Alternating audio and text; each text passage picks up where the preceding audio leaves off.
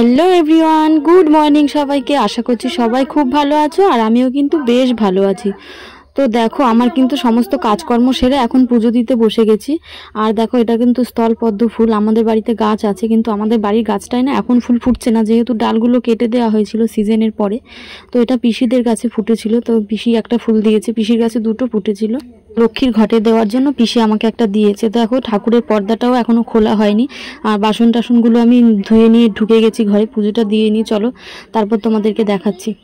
দেখো, আমার কিন্তু পুজো দেওয়া হয়ে গেছে, মানে আমি পুজোটা দিয়ে নিয়েছি। আর পুজোটা তো দেওয়াই হয়ে গেল। আর আমাদের বাড়িতে আজকে আমাদের এই আমি যে ঘরটায় থাকি আর কি, এই ঘরটার বাঁশ টাশগুলো সব নষ্ট হয়ে গেছে, তো সেই কারণে আজকে মিস্ত্রি আসার কথা। তো জানি না আসবে কি না, দেখি। আর যদি আসে তোমাদেরকে দেখাবো কি কাজ হয় আমাদের ঘরে।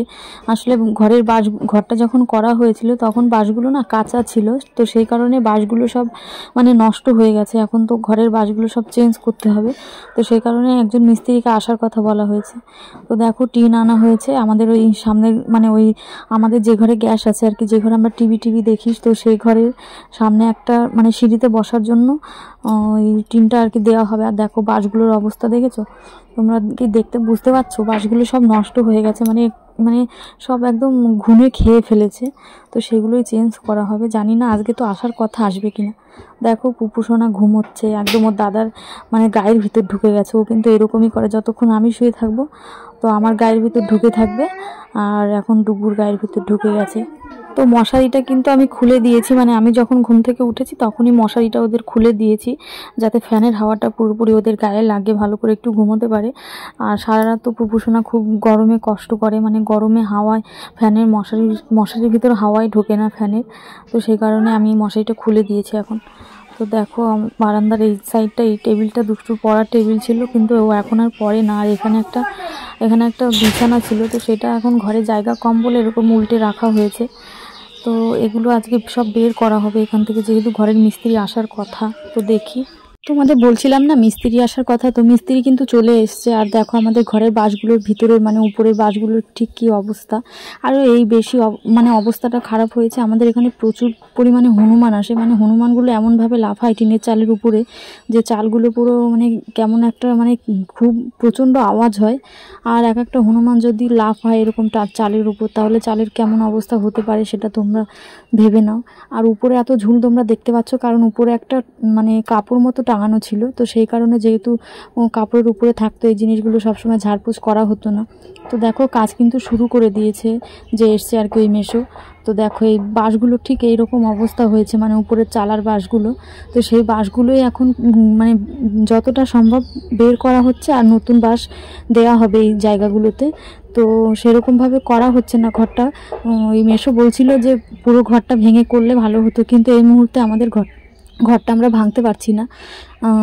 তার অনেক কারণ আছে। তো যাই হোক, এই বছরটা আমরা কোনো রকমভাবে চালাতে হবে, তারপর সামনের বছর দেখা যাবে। তো দেখো, ঘরের কাজ কিন্তু প্রায় অনেকটাই হয়ে এসছে, মানে মেশো বারান্দাটা কমপ্লিট করে ফেলেছে, এখনও ঘরের ভিতরে কাজগুলো বাকি আছে।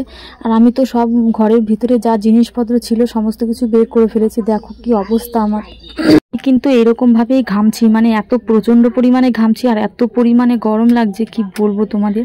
তো দেখো, আমি কিন্তু ঘরের মানে এরকম দেখো গা দিয়েও কেমন ঘাম বেরোচ্ছে। তো জামা কাপড় তো পুরো ভিজে গেছে।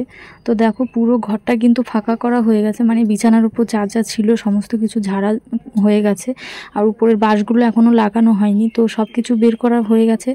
আর ঘরের টিনগুলো সব মুছে নিয়েছি, মানে চারিধারের যে টিনগুলো হয় না, সেই টিনগুলো আমি সুন্দর করে মুছে নিয়েছি। ভেজা কাপড় দিয়ে বেশ ভালো করে সুন্দর করে টিনগুলো মুছে নিয়েছি, তোমরা নিশ্চয়ই দেখে বুঝতে পারছো। আর টিনের মধ্যে যেহেতু প্রচুর পরিমাণে ধুলো জমেছিল, তো সেই কারণে আমি মাঝে মাঝে এরকম করে ঘরগুলো পরিষ্কার করি। কিন্তু এবার যেহেতু প্রত্যেক বছরই পয়লা বৈশাখের আগে ঘর বাড়ি পরিষ্কার করা হয় সুন্দর করে, আর মা ওই দুটো ঘর করেছিল, আর আমি যেহেতু বাড়িতে ছিলাম না, আর আমার ঘরে যেহেতু কাজ করানো হবে, মানে কাজের জন্য লোক ডাকা হবে, সেই জন্য আর করা হয়নি এই বছরটা।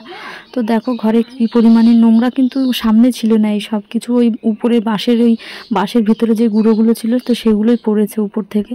তো দেখো, এখানে নতুন বাঁশ একটা মানে লাগানো হয়ে গেছে। আর দেখো, কত ধুলো নোংরা কত কিছু পড়েছে, তো এগুলোও পরিষ্কার করতে হবে।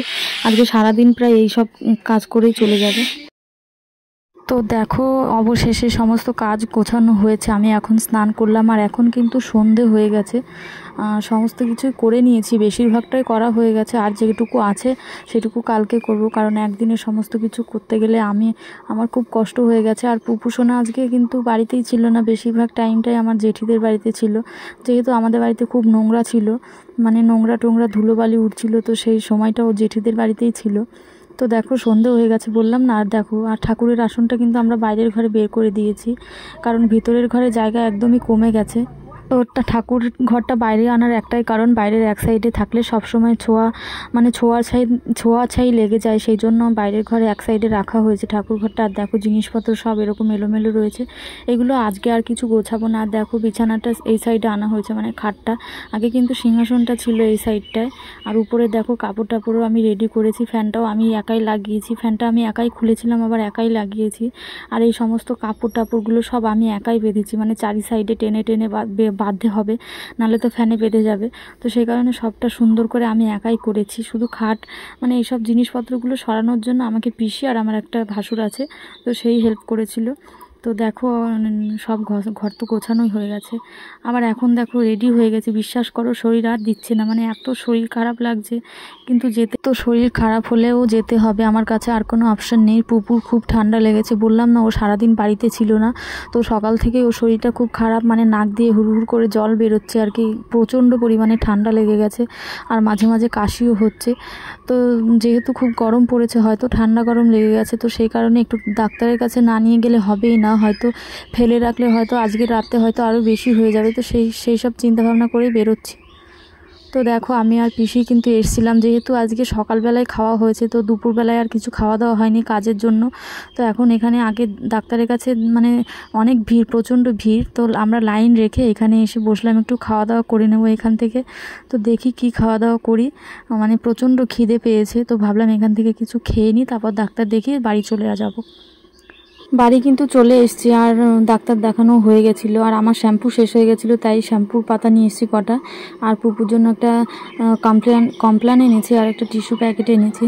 তো এখন কিন্তু আর শরীরটা ভালোই লাগছে না, মানে খুব খারাপ লাগছে। তো এখন ভাবছি খেয়ে দিয়ে শুয়ে পড়বো। আর পুপুও যেহেতু দুপুরবেলা সেরকমভাবে ঘুমোতে পারেনি, তো বাড়িতেই ছিল না, তো ওর ঘুমটাও সেরকমভাবে হয়নি, তো ও খুব মানে কেমন করছে, যেহেতু ঠান্ডা লেগে গেছে, তো ওকেও অল্প করে খাওয়াবো, খাইয়ে ঘুম পাড়িয়ে দেবো। সারাদিন তো কিছু খাইয়েনি, জেঠিও খাওয়াতে পারিনি, আমিও একবার খাওয়াতে নিয়েছিলাম, তো ও খেতেই চাইছে না, ঠান্ডা লেগেছে হয়তো, মুখে কিছু ভালো লাগছে না। তো যাই হোক, চলো টাটা বাই বাই, ভিডিওটা এই পর্যন্তই রাখছি।